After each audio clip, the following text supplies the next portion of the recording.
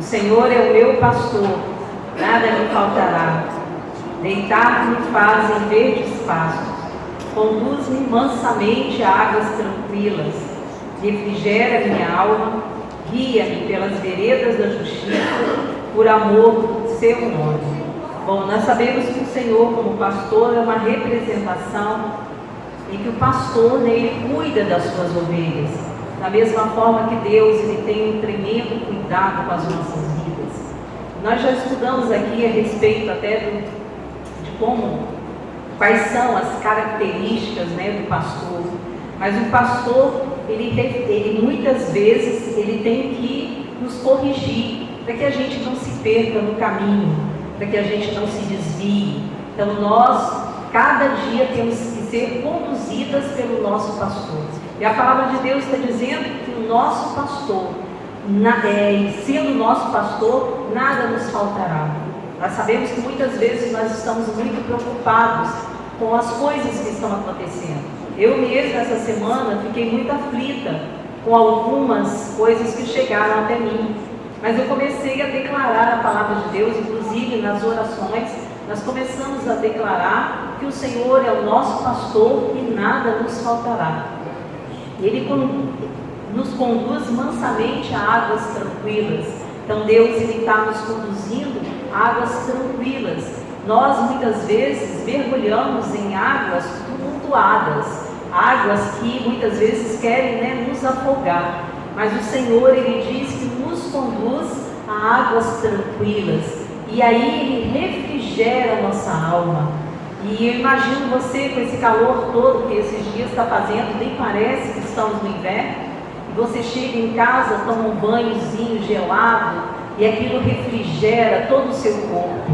Da mesma forma, o Senhor refrigera a nossa alma. Refrigera trazendo o alívio de que nós precisamos, o alívio e a força que nós necessitamos para poder enfrentar os problemas que nós temos naquele dia nas nossas vidas. Então o Senhor, ele está trazendo esse refrigério para as nossas vidas, esse alívio, esse frescor. E é tremendo quando Deus fala isso em sua palavra.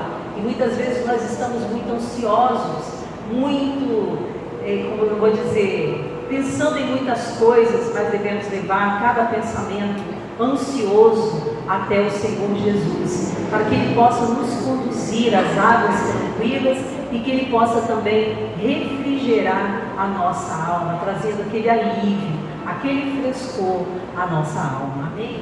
Graças a Deus, irmãos.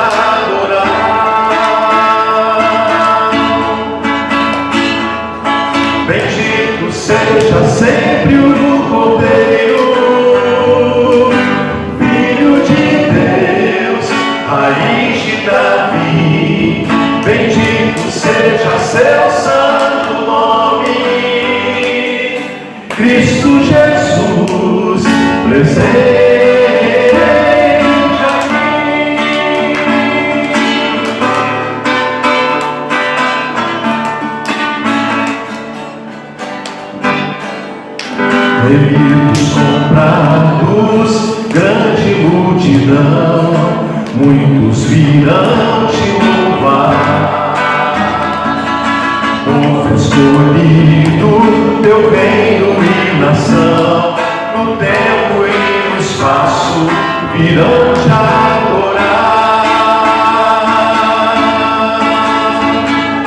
Bendito seja sempre o Cordeiro, Filho de Deus, raiz de Davi. Bendito seja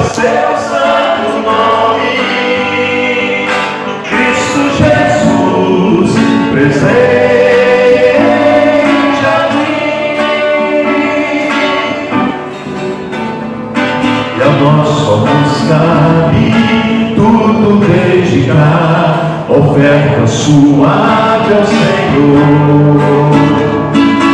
Dons e talentos queremos consagrar, e a vida no teu altar, pra teu louvor. Bendito seja sempre o Cordeiro, Filho de Deus, raiz de Davi. Bendito seja seu santo nome, Cristo Jesus, presente aqui. Bendito seja sempre o Cordeiro, Filho de Deus, raiz de Davi. Bendito seja seu santo nome, Cristo Jesus, presente aqui.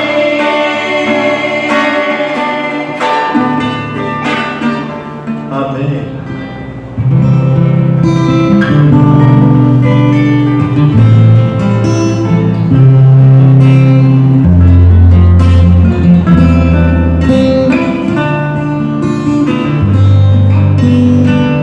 Derrama a paz, vem derrama as bênçãos sobre este povo que se chama povo teu. Dá-nos teu amor, dá-nos tua força, para que tentações não venham a nos desviar, e a glória seja dada a ti, pelo que tens feito, pelo que tens sido, pelo que fará em nós, pelo que fará em nós. Temos visto a paz, temos visto as bênçãos sendo deste povo transformado em povo teu. Dá-nos mais fervor, dá-nos mais tua força, para que gerações teu nome possam encontrar, e assim nós damos glória a ti, pelo que tens feito, pelo que tens sido, pelo que farás em nós. E a glória seja dada a ti, pelo que tens feito, pelo que tens sido, pelo que farás em nós, pelo que farás em nós, pelo que farás em nós. Está lá em Mateus 5. Nós lemos todos esses dias e hoje nós vamos ler novamente. Mateus capítulo 5, a partir do versículo 1, nós vamos ler juntos aí. Vai ser projetado lá. Pode jogar na tela aí, meus amados. Vamos todos olhar lá o telão e vamos ler juntos para a gente gravar esse texto tão maravilhoso. Vendo as multidões, vamos falar juntos. Vendo as multidões, Jesus subiu ao monte e se assentou. Seus discípulos aproximaram dele, pode ser mais rápido, e ele começou a ensiná-los dizendo: bem-aventurados os pobres em espírito, pois deles é o reino dos céus. Bem-aventurados os que choram, pois serão consolados. Bem-aventurados humildes, pois eles receberão a terra por herança. Bem-aventurados que têm fome e sede de justiça, pois serão satisfeitos. Bem-aventurados os misericordiosos, pois obterão misericórdia. Bem-aventurados puros de coração, pois verão a Deus. Bem-aventurados pacificadores, pois serão chamados filhos de Deus. Bem-aventurados os perseguidos por causa da justiça, pois deles é o reino dos céus. Bem-aventurados serão vocês, quando por minha causa os insultarem, os perseguirem e levantarem todo tipo de calúnia contra vocês. Alegrem-se e regozijem-se, porque grande é a sua recompensa nos céus, pois da mesma forma perseguiram os profetas que viveram antes de vocês. Agora nós vamos repetir a partir do versículo 9 na outra versão. Não vai ser na nova versão internacional aí não. Coloca outra versão aí, por favor. Nós estamos usando a outra versão durante os cultos, porque senão os irmãos não guardam do jeito que tem que ser. Vamos lá, todos juntos? Bem-aventurados os pacificadores, porque serão chamados filhos de Deus. Pode soltar, irmão, para a próxima aí. Bem-aventurados perseguidos por causa da justiça, porque deles é o reino dos céus. Bem-aventurados os perseguidos por causa da justiça, porque deles é o reino dos céus. Acho que travou o programa lá. A última lá. Regozijai-vos e exultai, porque é grande o vosso galardão nos céus, pois assim perseguiram os profetas que viveram antes de vós. Muito bem, meus irmãos. E hoje nós vamos falar sobre a perseguição. E falar sobre a perseguição, talvez alguém diga aí, eu não estou nessa fase não. Deixa eu matar uma curiosidade. Quem está na fase da perseguição e está sendo perseguido aí, levanta a mão. Oh, graças a Deus, ó, tem uns perseguidos aí, irmãos. Levanta de novo, os perseguidos, levanta a mão. Ah, tem uns 2 homens perseguidos, o resto só as irmãs, misericórdia, hein? Mas vocês estão achando que é ruim quando uma mulher é perseguida? O Senhor está dizendo que bem-aventurados são os perseguidos. E é sobre isso que eu quero falar com os irmãos, porque nós falamos na primeira vez sobre as bem-aventuranças, que bem-aventurado é feliz. E é uma coisa que parece contraditória e incompreensível associar perseguição à felicidade. Você associar alguém que te persegue, fazendo essa pessoa você feliz, nós temos a impressão de que Deus é um Deus sádico e que quer nos ver sofrendo, e através do nosso sofrimento nós vamos ter um prazer assim também sádico. Um prazer mórbido, mas não é nada disso. Tudo que a palavra do Senhor Deus fala tem para nós um sentido. E eu quero orar antes de nós entrarmos nesse assunto. Feche os teus olhos, nós vamos falar com o nosso Pai.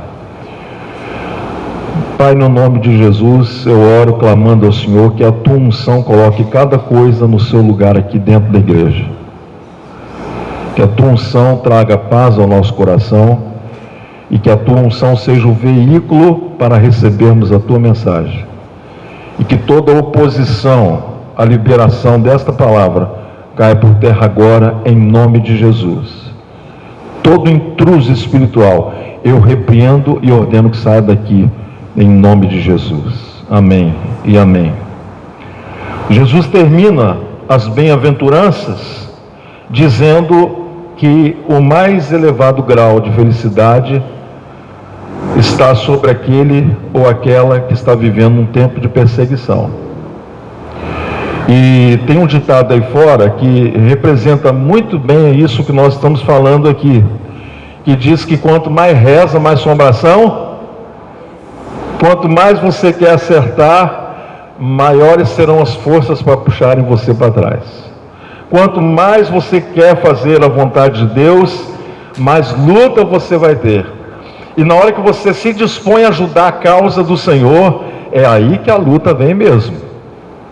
Se você for simplesmente um cristão que não se incomoda com as coisas do reino e com os encargos do reino, quando eu digo encargos do reino, eu estou falando de responsabilidades que o Senhor Deus deu a cada um de nós. Todos nós aqui temos uma responsabilidade no mínimo. Deus conta com você para fazer algo dentro da sua casa. E se você não tem feito a sua parte, você está em falta com o Senhor. E a perseguição não virá sobre aqueles que não estão fazendo nada. Pelo contrário, aqueles que não estão fazendo nada, geralmente são aqueles que nós dizemos assim, são aqueles que estão em cima do muro. E a gente já brincou aqui com aquela figura simbólica dizendo que o muro pertence ao diabo, e o diabo não vai mexer com ninguém que está em cima do muro. A partir da hora que você toma uma posição em Cristo e você se alista às fileiras celestiais para guerrear contra o maligno, exatamente nessa hora Satanás começa a levantar situações para paralisar você. Então, dentro das bem-aventuranças, o Senhor Deus, Ele nos diz, através do Senhor Jesus, que é bem-aventurado quem está padecendo perseguição. Um homem chamado Thomas Watson, ele disse assim: a nossa religião deve custar para nós as lágrimas do arrependimento, mas também o sangue da perseguição. Se você de fato é do Senhor, na sua caminhada você vai ter muitas lágrimas. As lágrimas da confissão do pecado, as lágrimas do arrependimento, mas junto com essas lágrimas, você vai muitas vezes derramar seu sangue. E derramar sangue por causa da perseguição não significa que alguém vai te dar uma facada, vai te dar um tiro, não. Mas a sua vida vai ser uma vida onde você vai colocar o seu sangue, você vai derramar o seu sangue. E sangue na Bíblia é vida. Sangue na palavra de Deus é vida. Então, quando nós dedicamos a nossa vida, derramamos a nossa vida perante o altar do Senhor, pode ter certeza que a perseguição virá. Aí eu pergunto: você está sofrendo perseguição? Alegre-se, alegre-se, não fique triste. A palavra de Jesus para nós, olha, fique alegre, por uma única razão: tem uma recompensa de esperar. A cruz antecede a coroa. Jesus, antes de ir para a eterna glória e assentar-se no trono à direita do seu Pai, ele passou pela cruz. Antes de Israel chegar na Canaã tão prometida, na terra prometida, Israel foi para o deserto. A nossa vida não é diferente. A cruz vem antes da coroa, o deserto vai vir antes da terra prometida, e para nós que somos de Jesus, o sofrimento vai vir antes da glória. Não tem como. Deus não nos dá as coisas sem permitir que nós passemos pelos processos. Você conhece gente que gosta de atropelar o processo? Quem atropela os processos na vida não cresce de maneira saudável, não cresce de maneira madura. O sofrimento faz parte do processo da nossa vida de santificação. Então Deus vai permitir. O que eu louvo a Deus nessa noite, quanto ao sofrimento, é que a palavra do Senhor nos encoraja quando nós estivermos passando pelo vale do sofrimento.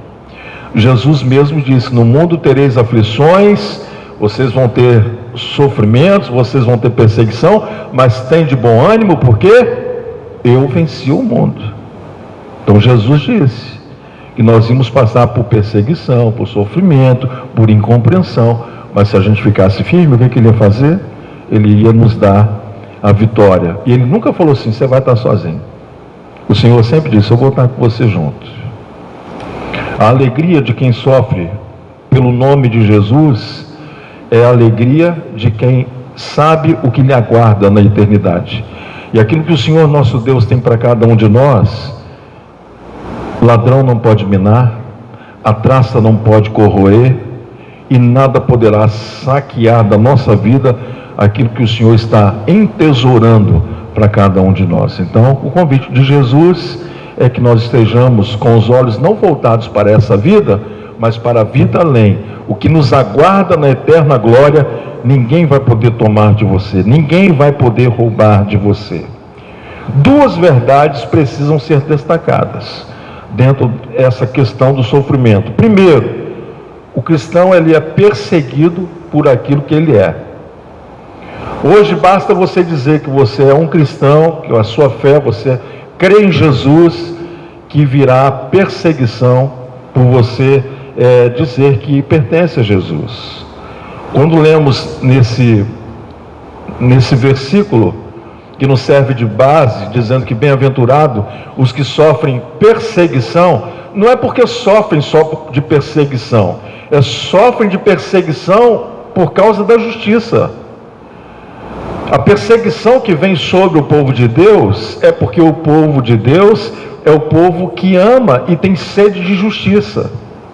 Então nós querermos ser justo faz parte da nossa identidade como cristão. Quem não é cristão não está nem aí para o que está acontecendo no mundo, no país ou com a família. Dane-se o outro, contanto que eu me salve nessa situação. Segundo, nós somos perseguidos porque nós fomos chamados para sermos pacificadores, conforme eu falei na última mensagem de quinta-feira passada. Só o fato de você ser um instrumento de paz na vida das outras pessoas, você vai incomodar e muito a pessoa do nosso inimigo Satanás. A natureza da perseguição, isso é muito importante a gente saber. Primeiro, Jesus falou que nós seríamos perseguidos pelas forças. Você vê que durante toda a história da vida cristã, de 2000 anos no nosso planeta, quantas pessoas morreram martirizadas por não negarem a sua fé em Cristo Jesus. Lá no Coliseu, foi escrito um livro há uns 60 anos atrás, que tem o seguinte tema: os mártires do Coliseu. No Coliseu, muitos homens e mulheres, crianças e velhos que não negaram sua fé em Jesus, tombaram ali mortos, derramaram ali o seu sangue, foram perseguidos por causa do nome de Jesus. Eu oro a Deus para que Deus nos dê força se esse tipo de perseguição chegar até o nosso país. Nós não podemos ser pessimistas, jamais, mas também não podemos deixar de ser realistas, porque uma vez que somos de Jesus, a palavra do Senhor Jesus nos garante que em algum momento da nossa existência nós iremos sofrer perseguição por causa da justiça. Então a Bíblia diz que nós seremos perseguidos pelas forças, homens que estarão com poder na mão, usando de armas, alguns de espadas, punhais, para perseguirem a igreja do Senhor Jesus. Segundo tipo de perseguição que a Bíblia fala e que nós conhecemos muito bem, é a perseguição que vem através da língua. Quando alguém comete contra nós injúria, ou falam um mau testemunho contra nós, isso acontece. A Bíblia diz que a língua é como fogo e como um veneno, e ela é como uma espada desembainhada. Olha o que o salmista disse no Salmo 55, no versículo 21. A sua boca era mais macia que manteiga, mas no seu coração havia guerra. As suas palavras eram mais brandas do que o azeite, todavia eram espadas nuas. Na vida de quem persegue, por maior que seja a máscara, o invólucro que vem, se aquela pessoa não tem o Espírito de Deus, ela poderá ser um instrumento contra o povo de Deus.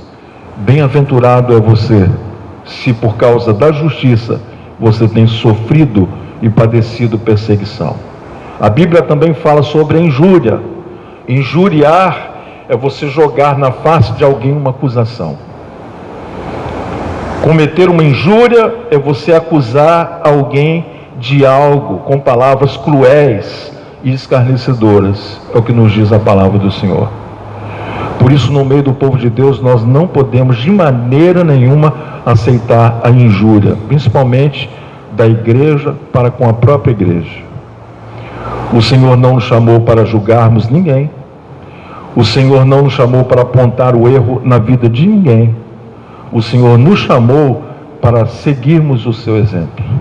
O cristão, ele não pode ser jamais um instrumento de injúria na vida do outro. A injúria é uma forma de perseguição. É quando a língua é incendiada pelo inferno e ela se torna uma espada que atravessa o coração de alguém. A injúria, a acusação, o falso testemunho. Terceira maneira do povo ser perseguido é quando contra uma pessoa de Deus ou contra o próprio povo de Deus alguém levanta uma calúnia ou fala uma mentira. Nós estamos vendo isso bem perto de nós hoje no nosso país. Hoje eu recebi de muitos desses vídeos, cada 20 vídeos desses eu vejo um e olhe lá. Mas aquelas pessoas que foram presas lá no começo, a maior parte deles ainda continuam presos, sendo injustiçados. Qual é o papel da igreja? Orar. Nós precisamos orar para que o reino do Senhor Deus venha e para que a justiça seja feita na vida daqueles que são injustiçados. O povo de Deus deve amar a justiça, e quem não ama a justiça precisa rever o seu lugar diante do Senhor. Então a mentira é uma arma do diabo, porque o diabo é o pai da mentira. A mentira é a negação, ocultação e alteração da verdade. É o que nos ensina a palavra do Senhor. Uma outra maneira em que nós somos perseguidos é quando falam mal de nós. E eu sei de alguns irmãos aqui na igreja que depois que entregaram as suas vidas ao Senhor Jesus, foram perseguidos dentro de casa. Eu me lembro de alguém que disse assim: pastor, você acredita que o fulano disse assim, agora você é um crente? Algumas coisas que eu ouço não dá nem para falar no púlpito aqui, tá, irmãos? Perseguição. Agora você é um crentão, vai andar com a Bíblia debaixo do sovaco? Lá o Bíblia. Perseguição. E o que a gente vai fazer? Nada. O Senhor disse que se nos derem numa face, nós devemos oferecer a outra face. Se pedirem para nós andarmos 1 quilômetro, devemos andar 2. Se pedirem uma camisa, nós devemos estar também o paletó junto, porque assim é o reino do Senhor. Então perseguição vem, e vem de maneira explícita, mas vem também de maneira velada. Por que um cristão não deve sofrer? Porque a gente fica pensando sobre a causa da perseguição. Não seria muito fácil se o Senhor enviasse os seus anjos do céu para nos protegerem e nos pouparem as dores de cabeça, as angústias que nós vivemos por causa de perseguição? Seria. Mas por que Deus não permite isso? Um autor disse: hoje a igreja evangélica está sendo motivo de chacota pela sua falta de integridade. Isso é verdade. É uma vergonha para nós. A igreja cresce, mas a vida dos crentes não muda. E ser crente hoje não é, infelizmente, sinônimo de sermos íntegros e de termos um caráter tratado pela palavra de Deus. Eu estava numa fila para fazer uma compra para a igreja, há um tempo atrás. Já tem uns poucos anos, não mais do que 6 anos. E a pessoa que estava na minha frente ia fazer compra, disse que era de uma igreja, eu não sabia. Aí a pessoa disse assim, numa dessas distribuidoras grandes aí, eu nem lembro o que eu fui comprar lá. Eu lembro que era material de papelaria e mais alguma coisa para a igreja que nós íamos usar. Para a igreja nós não fazemos crediário aqui não. Eu fui lá para comprar à vista.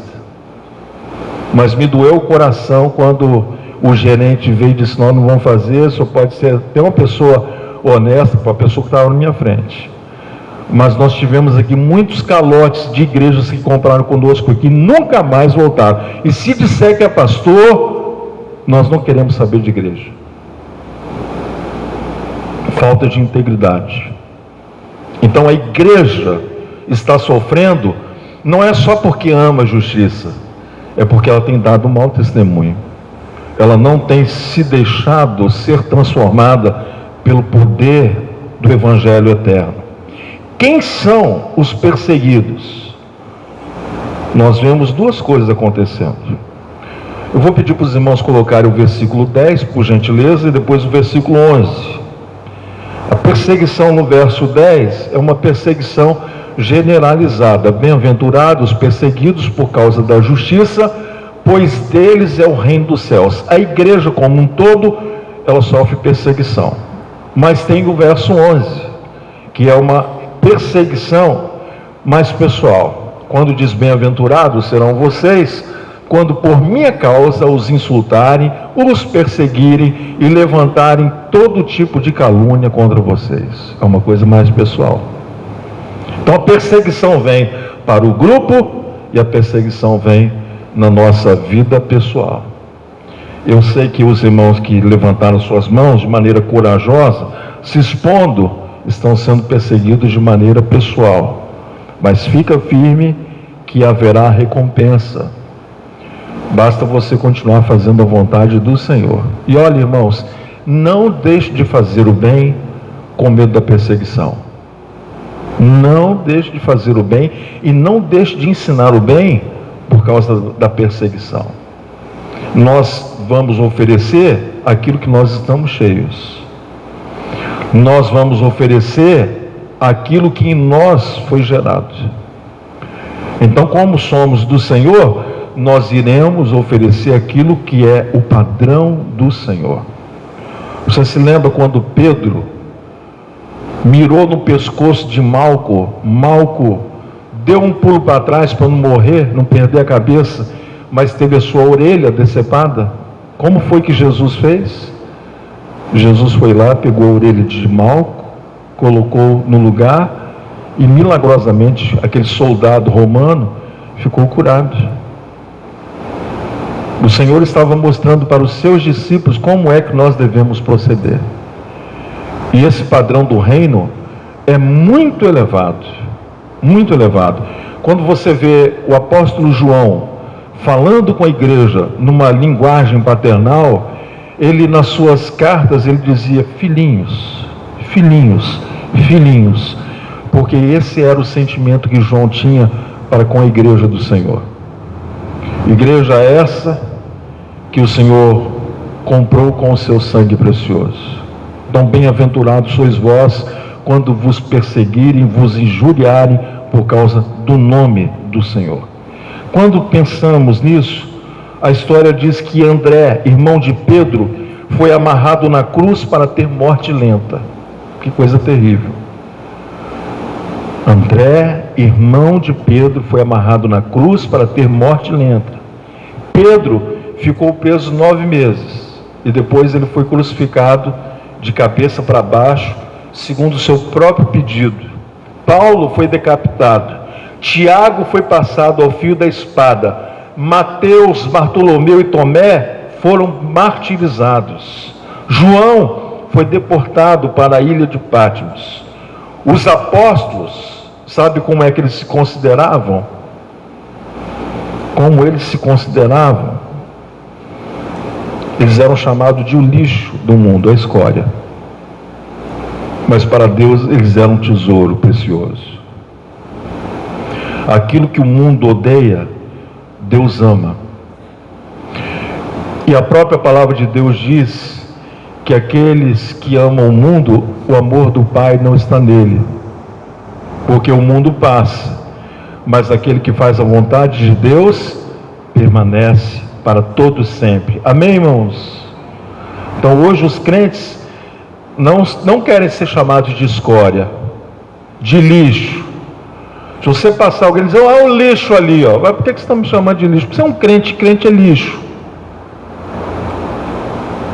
Se alguém te chamar de lixo por causa do nome de Jesus, sinta-se lisonjeado.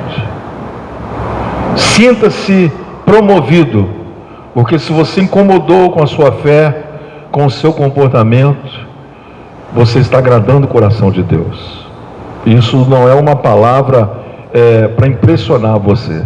Essa é a realidade do Evangelho.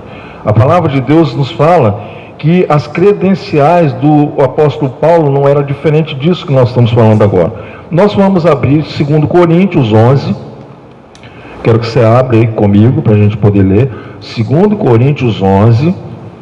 Nós vamos ler verso 23 em diante. Para você ter ideia do que eu estou falando aqui. Vou correr um pouquinho aqui que eu já estou atrasado.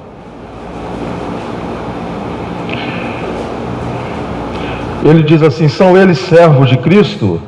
Estou fora de mim para falar desta forma.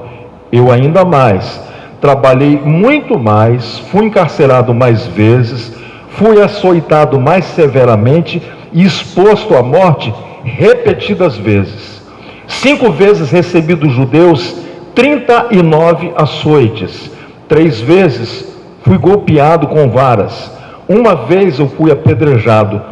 3 vezes sofri naufrágio. Passei uma noite e um dia exposto à fúria do mar. Estive continuamente viajando de uma parte a outra. Enfrentei perigos nos rios, perigos de assaltantes, perigos dos meus compatriotas, perigos dos gentios, perigos na cidade, perigos no deserto, perigos no mar e perigos dos falsos irmãos. Trabalhei arduamente. Muitas vezes fiquei sem dormir, passei fome, sede e muitas vezes fiquei em jejum. Suportei frio e nudez. Além disso, enfrento diariamente uma pressão interior, a saber, a minha preocupação com todas as igrejas.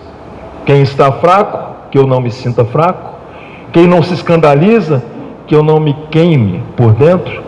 Se devo orgulhar-me, que seja nas coisas que mostram a minha fraqueza.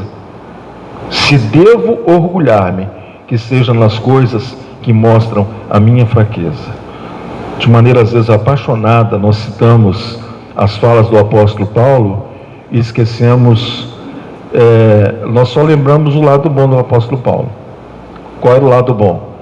Um homem culto, um homem que foi criado e ensinado aos pés de Gamaliel, um Dr. Google dos seus dias, um homem inteligentíssimo, segundo as próprias referências bibliográficas. Flávio Joséfo fala a respeito dele com propriedade. Gamaliel era uma referência da escola de Gamaliel. E Paulo foi educado aos pés de Gamaliel.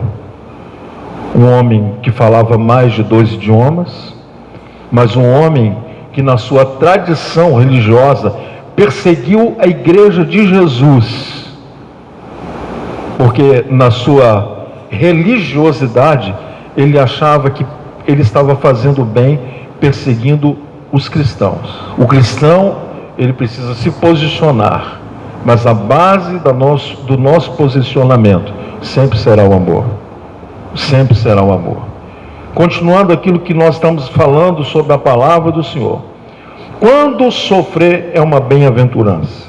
Quando é que eu sofrendo, eu devo me considerar feliz? Primeiro, quando sofremos por causa da justiça.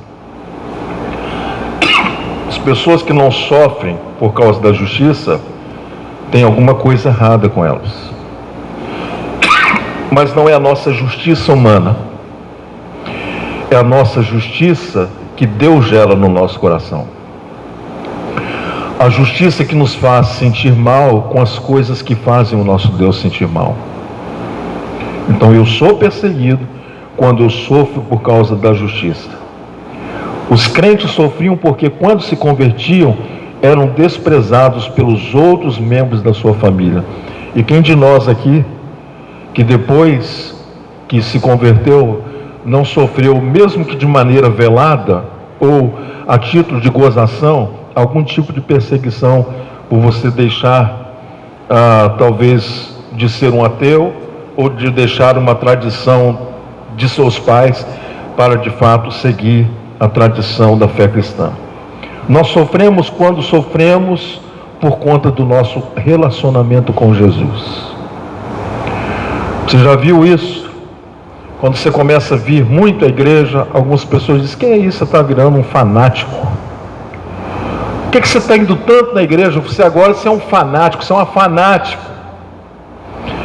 Definição de fanático. Não sei se você já parou para pensar. Eu vou simplificar. Fanático é a pessoa que acorda com uma ideia. Durante o dia ela almoça com aquela ideia, ela janta com aquela ideia e ela vai dormir com aquela ideia. Se ser fanático é isso, eu digo aos irmãos que eu sou fanático. O Senhor Jesus está em todo o tempo na minha vida. Se ser fanático é isso, eu continuo sendo fanático, porque eu não abro mão do meu Senhor Jesus. Ele tem que estar no centro da nossa vida e no centro do nosso mundo mental. A Bíblia diz que o mundo odiou Jesus e o levou à cruz, porque o seu reino não era deste mundo.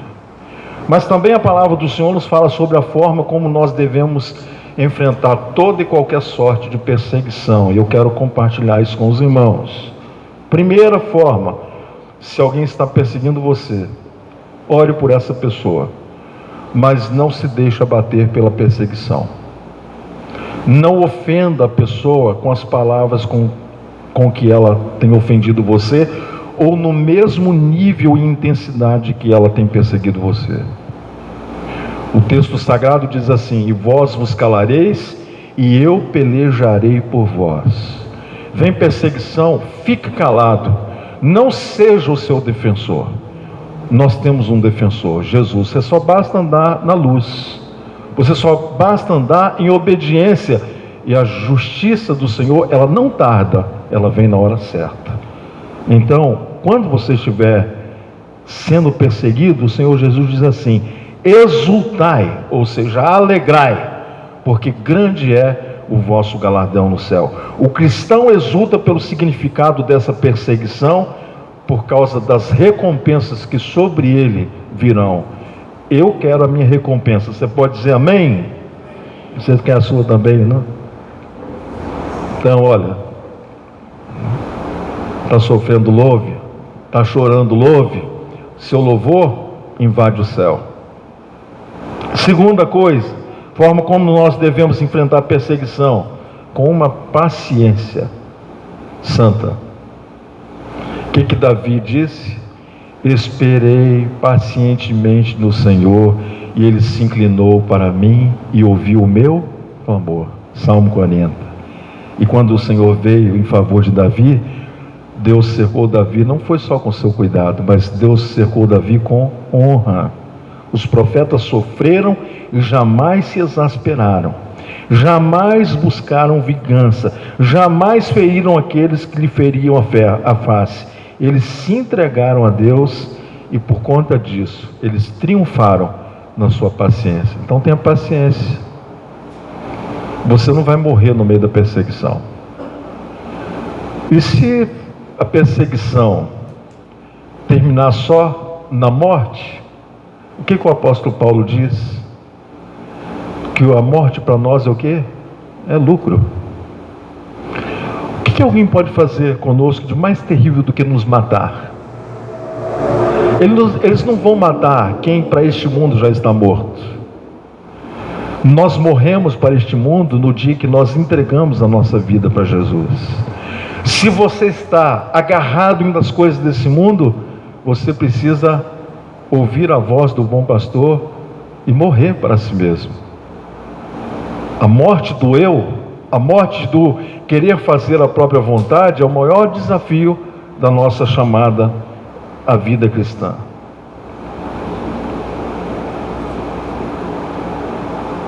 Irmãos, eu falei esses dias aqui quanto aos dons espirituais. Nós temos que continuar orando que o Senhor nos dê os dons espirituais, mas temos que pedir também que o Senhor nos dê discernimento.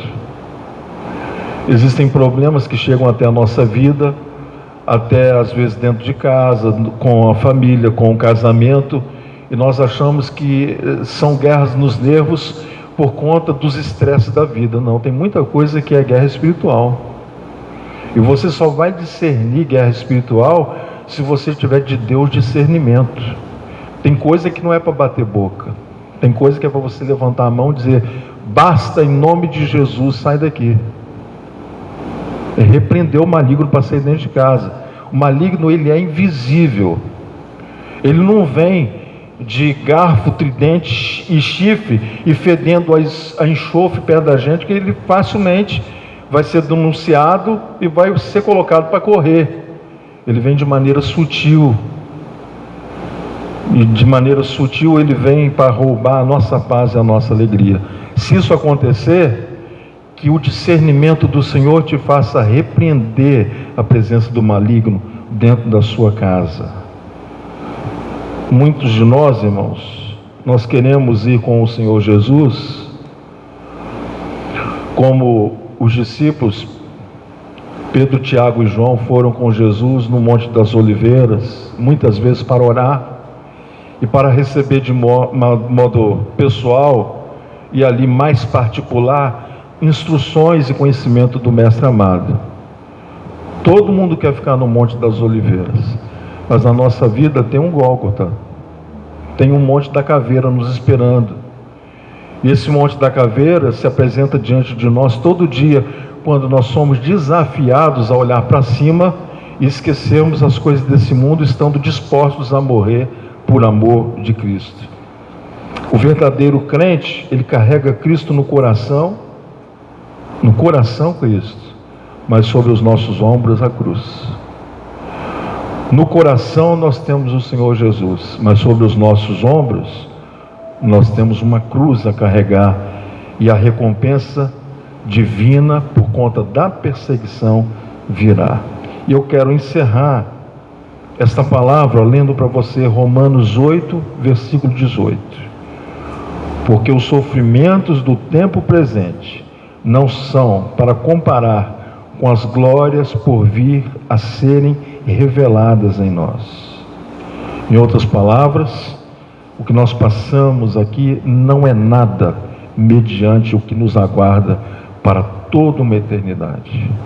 Eu quero orar com os irmãos, depois eu passo a palavra para a pastora Rita. Então eu quero orar com quem está sendo perseguido hoje. Vem aqui para frente.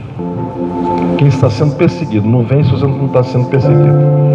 Está sendo perseguido, vem para frente.